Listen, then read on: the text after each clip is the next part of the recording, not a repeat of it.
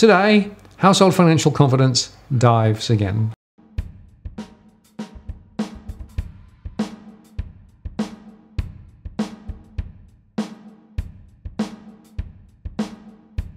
Hello, it's Martin North from Digital Finance Analytics. Welcome to our latest post covering finance and property news with a distinctively Australian flavour. Today, I want to take you through the latest research relating to our Household Finance Confidence Index. Now, this, of course, is driven off our household surveys, which are run continually, and we have 52,000 households in our survey at any one time.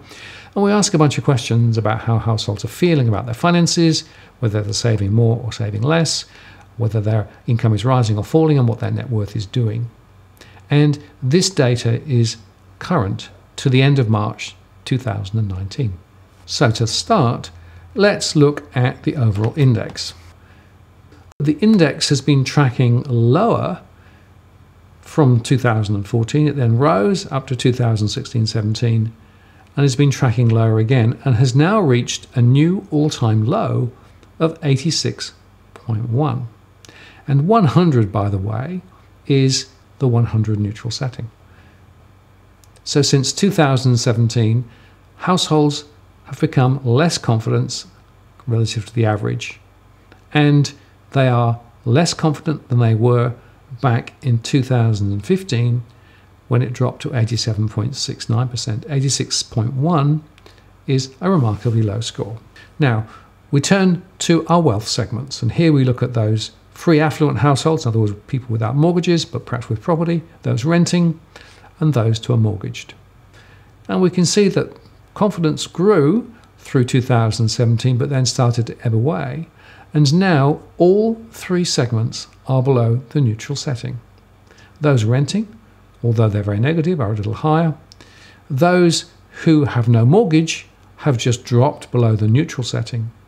And those with a mortgage are consistently lower. Now, what's fascinating about this is that the free affluents are more likely to be older, more likely to be property owners, and more likely to vote for the incumbent government. So I would be concerned that their core constituency is going a bit negative on their economic record. Now, the next thing to do is look at this across the age bands. And we consistently find that younger households, those aged 20 to 30 or 30 to 40, are less confident relative to those who are older. And in fact, it's those 50 to 60 age group that tend to be the most confident. And those who are older also a little less confident. And you can see that now the results are pretty clear. It's younger households who are the least confident. And in fact, their levels of confidence are way down back to the levels in 2015. And again, from an election perspective, that's quite interesting because it means that younger households may well be sensitive to messages specifically targeting them and helping them with their finances. Now, across the states, what's fascinating about this is that we always found that Victoria and New South Wales households were more confident relative to the rest of the country. But we've seen in recent times a consistent bunching together to the point where most states are now in the same band and most states are below the 100 neutral setting. We can also look at it by property segment, particularly those who are property active owner-occupiers, those who are property active investors, and those who are property inactive, either renting or living with other people. And you can see there that owner-occupiers are a little more confident, but still below the neutral setting, whilst property investors have consistently dropped down below 80%. And property inactive people are a little higher, and there's a strong correlation between property inactive and renters, of course. Now, if we look at jobs and job security, we look at those with more security, less security, and about the same than 12 months ago. And there was quite a consistent pattern about the same until 2018. But now we are seeing less secure registering more strongly.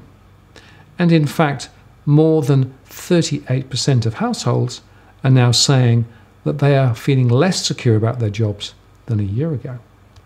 Now, in terms of savings, there was a somewhat similar pattern where people were about the same with regard to their savings until a few months ago, middle of 17 actually, But now we find that people are less comfortable with their savings. More than 49% say they are less comfortable. And there are two factors. Firstly, they have less savings because they're dipping into them to pay their bills. And secondly, the interest being paid on the savings is remarkably low.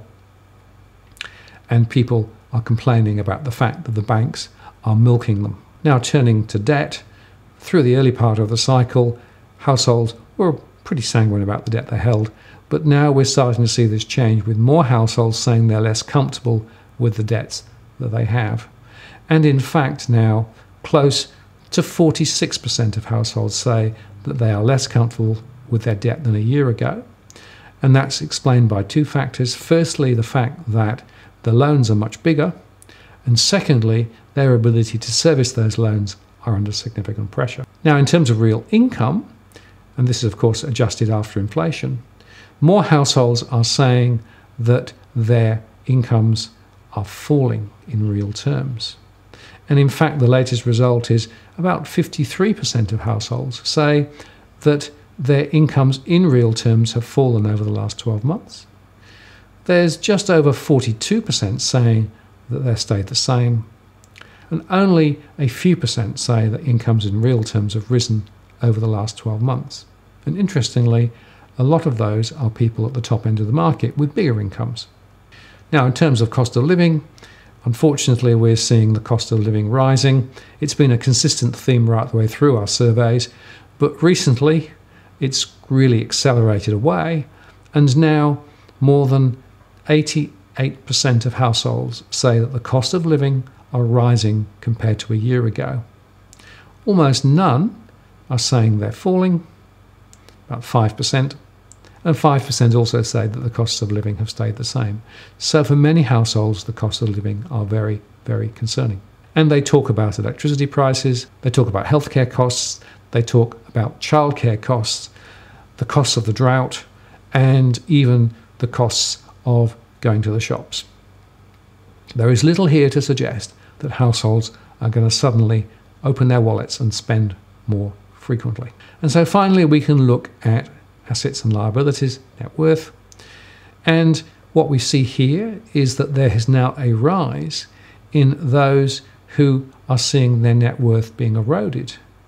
In fact, around 45% of households say that their net worth is lower than a year ago, and that is predominantly related to house price falls, particularly in the major states of New South Wales and Victoria, plus of course Perth.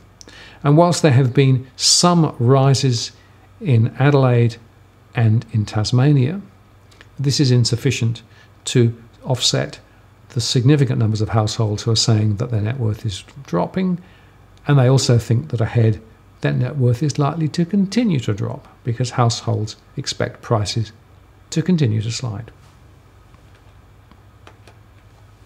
So to summarise then, this shows us that households are certainly feeling the pinch at the moment. One reason why households are spending less at the shops, one reason why households are hunkering down, and it's worth saying, I think, that unless incomes really start to pick up considerably, this trend is likely to continue ahead. And indeed, further house price falls will continue to have a negative impact on confidence ahead. I'm Martin North from Digital Finance Analytics. Many thanks for watching, and I'll see you again next time.